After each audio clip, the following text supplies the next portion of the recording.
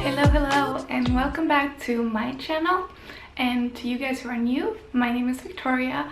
I recently started doing this whole YouTube thing, and I'm just trying along, like doing some videos, sharing some topics that I like to talk about. And today I am sharing a topic I feel very fondly about. I love to talk about this, and I really want to inspire those who have this in mind. So today we are talking about au pair life. So short, for you guys who don't know what an au pair is, it is basically a live-in nanny and a culture exchange program. So for me, I am Swedish and I went to live with a family in the US and I took care of their kids. So backing up a little bit, I had always wanted to go and experience life in the US. However, I did not have the au pair life in mind back then. This is back when I was in fashion school and I had maybe imagined something more glamorous, like going to a fashion program or a school in the US. And also at this time I had almost zero knowledge in taking care of kids, and the image I had of kids was like, they're messy, they have sticky hands, and yeah, I did not think that would be something I wanted to do first. So I did some research on schools and programs, but as an international student, there's a lot of cost to be covered, and I'm not saying it's not worth the investment, but for someone like me who wasn't sure what my next step within school would be, or even if I was ready to go back to school at this point, I didn't want to start collecting debts on something so unsure. So I started looking into other options of way to experience life in the US, and that's when I found the au pair program.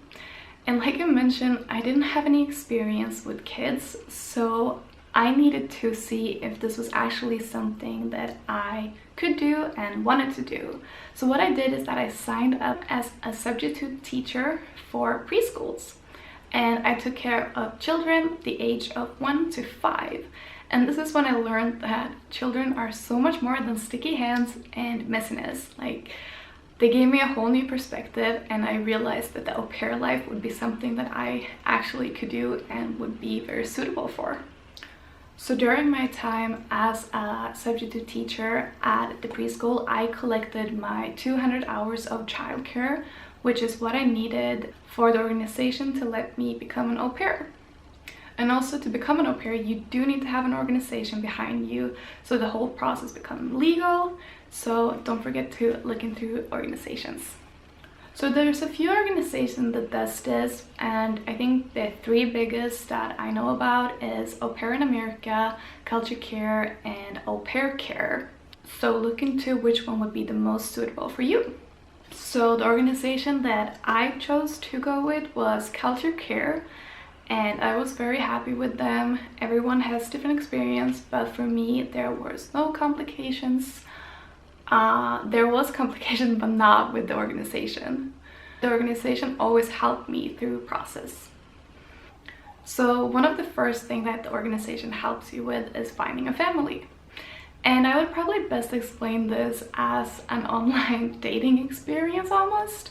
You create a profile, you upload photos, you get a match, you talk, you see if you hit it off, or you move on to the next one. And you don't want to rush this, because this may be the future family that you are going to live with, and you want to make sure that it feels right. I don't really remember how long I was in the matching process, but I remember so vividly the moment when it all got decided. So basically we had a Skype call, and this was not our first Skype call, but this was the call where I felt like I really want this family to become my au pair family. And it was a really good call, and at the end of the call they say, okay, before we decide, we have another call tonight with another au pair, but after that we are gonna decide. And I was like, oh, okay. And this was right before I was gonna sleep, so I was like, how am I gonna be able to sleep now? But anyway, I went to sleep, and when you're very nervous and you're sleeping super light, that's how I slept that night. And I woke up again at 1 a.m. and I reached for my phone, and I had gotten myself an email, and it was from the family. I open it up and it says, "We agree, we would love for you to be our next au pair." And I was like, I was so happy, and like my adrenaline like really kicked in at this point, and I was like so full of energy again, and I was like, okay, how am I gonna sleep now? So yeah, that was a really fun moment of the au pair process where like you got really excited and like it's really happening. So this was in the beginning of April, and then I scheduled a time at the embassy, and I got my visa and I was ready to fly off in the middle of May. And I actually did have some difficulties flying off and with my visa. However, that's another story on its own, so I might do an own video on that later.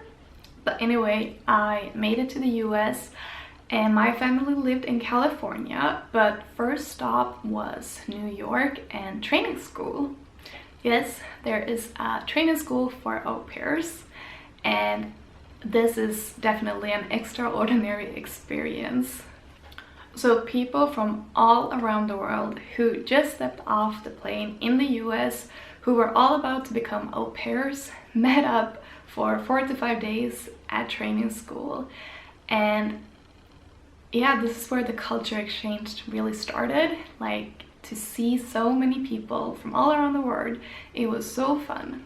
And we had CPR training, we had a policeman come to inform us about stuff. The whole thing was great. It was really fun to meet all of these people from all around the world who were filled with excitement and all ready to become au pairs. And then I flew off to California to meet my family, and I lived outside of San Francisco in a small city. So yeah, that was the beginning of how I started my au pair journey. And I actually did extend my au pair year, which you can do. So it's originally for 1 year, which I did with my first family. And then I decided to exchange for another year. And what I could do then is I could either exchange with my family or decide to go somewhere else. And I love my family, I really do still. But I wanted to experience more of life and meet more new people. So I decided I was gonna extend with another family. I wanted to stay in California because I really liked the sunny weather and the whole West Coast vibe. So I moved to LA to a new family for another year, which I also loved and love still today. And I had a really good 2 years, and that's why I love to talk about this, because my experience was amazing. And if you want to become an au pair, I really think you should go through with it. I don't say that everything is easy. There's definitely time that has been difficult, but I've learned so much and I grew, and I think it's one of the best experiences I have had.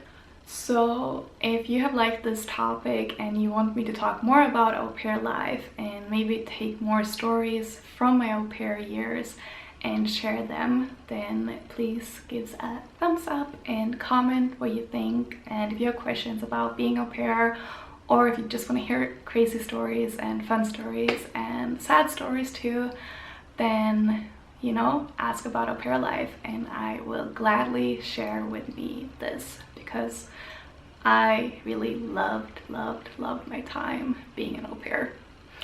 So thank you so much. Don't forget to subscribe, and I will see you guys in my next video. Bye!